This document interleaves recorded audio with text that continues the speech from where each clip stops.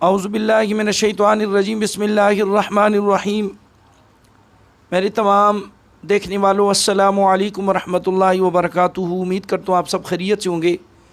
अल्लाह पाक से दुआ है कि जहाँ भी रहो खुश रहो। आज आपके सामने जिस मौजू पर गुफ्तगू करूँगा वो है कि उस्ताद का अदब बादशाहों की निगाहों में, यानी उस्ताद का अदब शाहों की निगाहों में। हारून और रशीद बगदाद में अब्बासिया ख़ानदान का मुसलमानों का एक बहुत बड़ा बादशाह गुज़रा है। उस बादशाह को इल्म से बहुत मोहब्बत थी। हारून और रशीद जो बादशाह थे इसको इल्म से बड़ी मोहब्बत थी। वो ख़ुद भी आलिम था और उलमा का भी बहुत अदब और एहतराम करता था। इस नेकदिल बादशाह के दो शहज़ादे थे। एक शहज़ादे का नाम आमीन था और दूसरे शहज़ादे का नाम मामून था।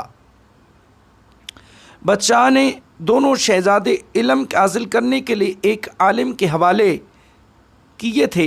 दोनों भाई रोज़ाना बिला नागा अपने उस्ताद से सबक पढ़कर वापस आ जाते थे। एक दिन दोनों भाइयों में इस बात पर झगड़ा हो गया कि उस्ताद के जूते कौन सीधा करेगा। दोनों भाइयों के दरमियान झगड़ा हुआ कि उस्ताद के जूते कौन सीधे करेगा। एक कहता था कि जी मैं जूते सीधे करूंगा, दूसरा कहता था कि जी मैं जूते सीधी करूंगा। तो उस्ताद ने दोनों शहजादों को झगड़ते देखा तो अपने पास बुलाया कि शहजादों इधर आओ, मेरे पास आओ, क्यों झगड़ रहे हो। दोनों ने अपने झगड़े की वजह बताई। उस्ताद ने दोनों शहजादों को ये फैसला सुनाया कि एक जूते को एक शहजादा दुरुस्त करेगा यानी सीधा करेगा और दूसरा जूता वो दूसरा सीधा करेगा, दूसरा शहजादा। आज तो लोग उस्ताद के जूते सीधे करने का झिझक महसूस करते हैं, शर्म महसूस करते हैं। ये उस्ताद के हर किस्म का अदब एहतराम करना जिन लोगों ने किया, अल्लाह ने उन्हें बड़ा मकाम अता फरमाया। अल्लाह हमें भी अपने असातिज़ा किराम की इज़्ज़त करने की तौफ़ीक़ अता फरमाए।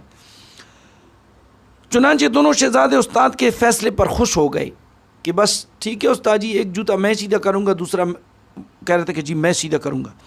उनकी लड़ाई ख़त्म हो गई। सबक पढ़कर दोनों शहजादे अपने महल में चले गए और अपने बाप हारून और रशीद को इस लड़ाई की कहानी सुनाई। तो हारून और रशीद ने यह कहानी सुनी थी। शहजादों के उस्ताद को दरबार में बुलाया। जब उस्ताद दरबार में हारून और रशीद के सामने गए तो उन्हें डर हुआ।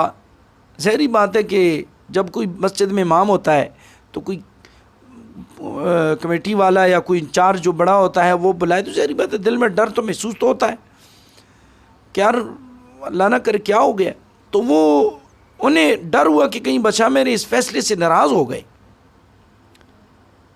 वरना मेरी खैर तो नहीं। बच्चा ने शहजादों के उस्ताद से पूछा कि उस्ताद जी, इस वक्त दुनिया में सबसे इज़्ज़त वाला कौन है, सबसे इज़्ज़त वाला कौन शख्स है इस वक्त।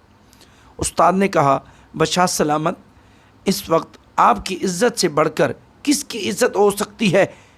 तो यहाँ पे मेरे दोस्तों मोहतरम सामीन किराम, यहाँ पे एक बड़ा ज़बरदस्त एक नुक्ता है कि बदशाह ने कहा ये दुरुस्त नहीं, बल्कि मुझसे बढ़कर वो शख्स इज़्ज़त वाला है, वो शख्स इज़्ज़त वाला है जिसके जूते सीधे करने के लिए शहजादे आपस में लड़ रहे थे।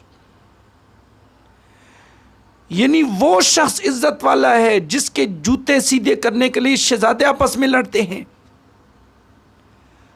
तो इतना बड़ा बादशाह जिसकी हुकूमत 22 लाख मुरब्बा मील से ज़्यादा दूर तक फैली हुई थी, वो भी अपने आप को इल्म वाले यानी उस्ताद से कम इज़्ज़त वाला समझता है। तो अल्लाह पाक से दुआ है अल्लाह हमें अपने असातिज़ा किराम की इज़्ज़त करने के तौफ़ीक़ अता फ़रमाए। मेरे तमाम देखने वालों, उस्ताद उस्ताद होता है, उस्ताद की कदर करनी चाहिए। उस्ताद माँ बाप की जगह होता है। जिस तरह माँ बाप नाराज़ हों तो अल्लाह रब्बुल इज़्ज़त नाराज़ होता है, इसी तरह अगर अपना उस्ताद नाराज़ हो तो मेरे अल्लाह नाराज़ होता है। अल्लाह पाक से दुआ है कि अल्लाह हमें अपने तमाम असातिज़ा किराम की इज़्ज़त और एहतराम करने के तौफ़ीक़ अता फ़रमाए। आखिर दावाना अनिल हम्दुलिल्लाहि रब्बिल आलमीन।